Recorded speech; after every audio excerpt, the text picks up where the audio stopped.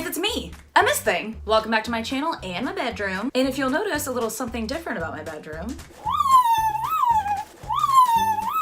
your girl got herself a king bed and we are loving it. So last week I asked you guys for questions because I really wanted to do a Q&A on my channel. Pretty much because I just like answering questions and talking about myself.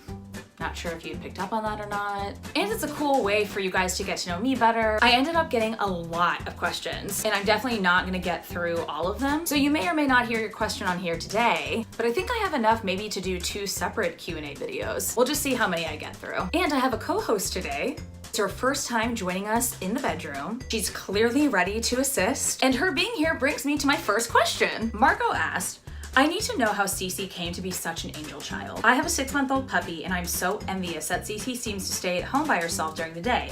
Has she always been this perfect?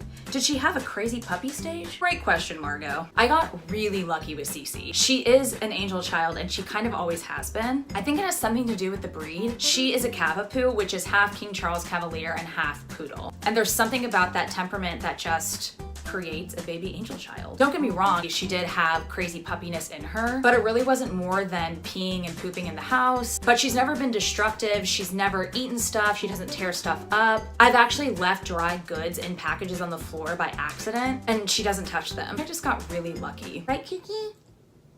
Are you a good girl? My next question is from Monica, and she said, I'm 25, completing my law degree next year, and I'm probably going through a quarter-life crisis. Okay, definitely.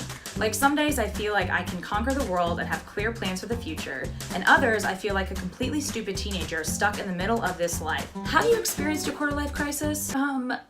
Yeah, Monica, I've experienced several. I had my first one when I was actually 25 going into 26. What was weird about mine is that people usually have their quarter-life crisis when they feel like they don't know what they're doing with their lives. Mine actually happened right after I got my first copywriting job. I had been in sales up until then, and I finally convinced this agency in town to let me get my foot in the door with copywriting, and I sort of fell apart. There's other stuff going on too, stuff with guys.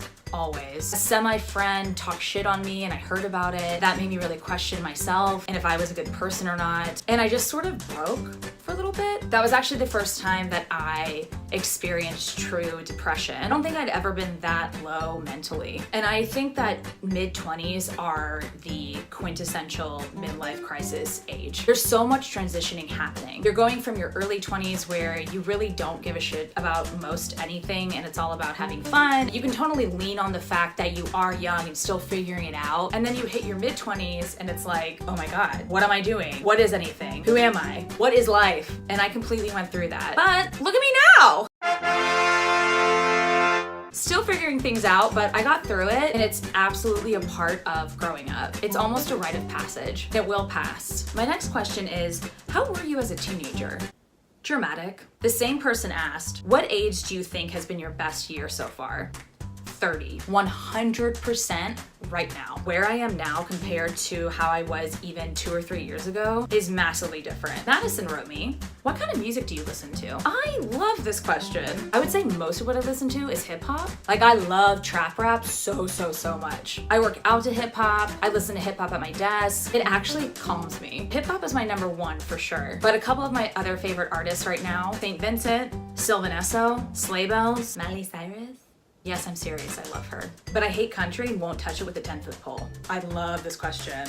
What would your desert island book be? Why Girls Are Weird by Pamela Ribbon. It is absolutely hands down my #1 favorite book of all time. I've read it 3 times, which I literally have never done for any other book ever. I read it for the first time in college and it hit all the feels. Pamela is such an incredible writer. She has such a strong female voice. She's able to capture all of the emotions and anxiety that you feel when you're in love or just going through your day-to-day. And then my life was complete when I learned that we had the same birthday, April 4th. And then everything came full circle. I was working at Fossil here in Dallas and I was on the Michael Kors sales team. Pinterest was really big at the time. And I saw that Pamela had pinned a Michael Kors watch. So I took a screenshot of her pin and sent her an email and said, I saw you pin this. I'm such a massive fan of yours. I actually work for Michael Kors and I would be able to get this for you if you wanted it. And she wrote me back right away and she was like, oh my God, this is the coolest, nicest email I've ever gotten.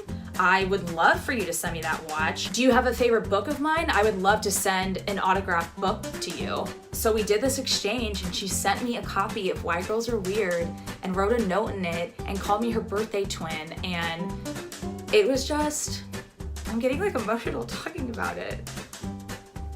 I don't usually react like that to authors, and it was just such a special moment, and she was such an inspiration for me to, you know, hone my writing and really get into it more. And if I could write something like her one day, it would be amazing. Ooh, it got me emotional, girl. Next question. Is it ever weird for you to have your coworkers read your blog? I was weird about it when I first started blogging, but I've gotten over it because my blog actually helped me get my first copywriting job and has subsequently helped me get all of my other copywriting jobs. I made a choice early on to be super public on my blog. And so because I made that choice, I feel like I can't really be weird about it or not be me just because someone might read it. And that's definitely a risk you take. But if I'm gonna stay true to myself and be authentic, I just gotta put stuff out there and hope that people understand it's just me being me.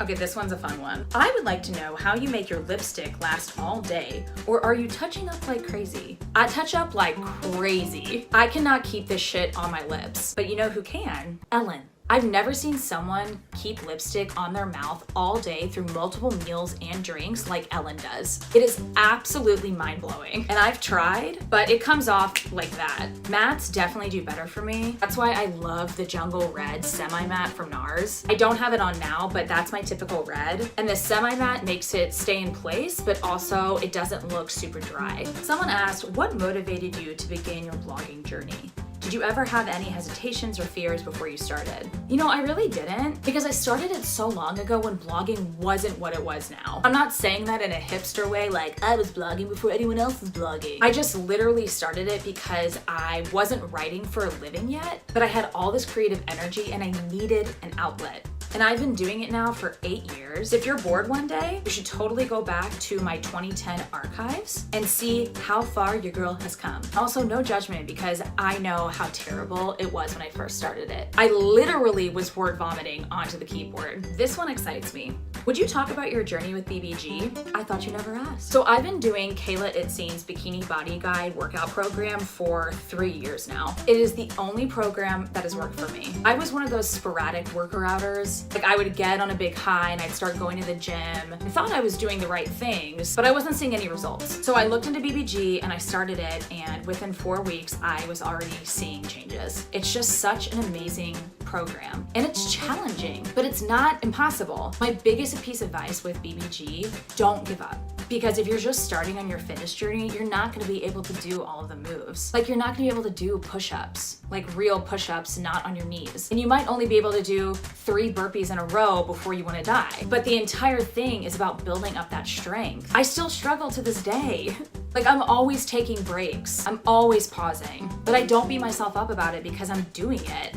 And as long as I get it done, that's all that matters. I've lost 10 pounds since I started and I've kept it off. Even if I've taken week-long breaks or a month off, I don't put that back on because I took it off so slowly, which is the way that you're supposed to do it. It's an amazing, effective, incredible program. It's really hard for me to try anything else because once you find something that works, you want to stick with it. I love this question. What advice would you give about being in your 30s and trying not to get caught up in the fact that you're single and all your closest friends aren't? I've been going through this for the past 6 years. I am literally the only single friend in my group of friends. No exaggeration. And it's rough. I've had multiple breakdowns about it, more than I can count. It can be a really dark, lonely, shitty place. And I'm not trying to sound cliche, but I swear since I turned 30 and I've been on this dating hiatus for the last 4 months almost, I've never felt more comfortable being alone. Not to say that I want to be forever, because I definitely don't. I want the whole shebang, husband, kids, all of it. But it took up until this point for me to let go of all the weight that I put on that. I've been forcing it and trying so hard for so long, and none of it worked. And taking the step back that I have with this hiatus that I'm on has shifted my perspective so much. And when it happens for me, it'll happen for me. This is the first time I actually believe it with everything in me. Someone asked, what's your favorite store in Dallas? I love the Gypsy Wagon off Henderson. It's just the best spot for gifts. And if you're looking for a cool, fun, funky piece to wear out like that night, I just love the vibe of that store. I also really love Nordstrom at North Park. I am answered out, y'all. It was really fun though, and I hope you enjoyed it. I'm sorry that I got emotional about my favorite author, but if you haven't read or heard of that book, you need to. And I'm gonna link that down below, as well as what I'm wearing, and I'll even link my bedding, because it's the comfiest, best bedding ever, and I think everyone should know about it. And don't forget to subscribe to my channel, because if you do, you'll be the first person to know when I put a new video up. And everyone likes to be the first in the know. Thank you guys so much for watching and for all of your questions. If you guys really enjoyed this, we'll do more, but for now, good night and good luck.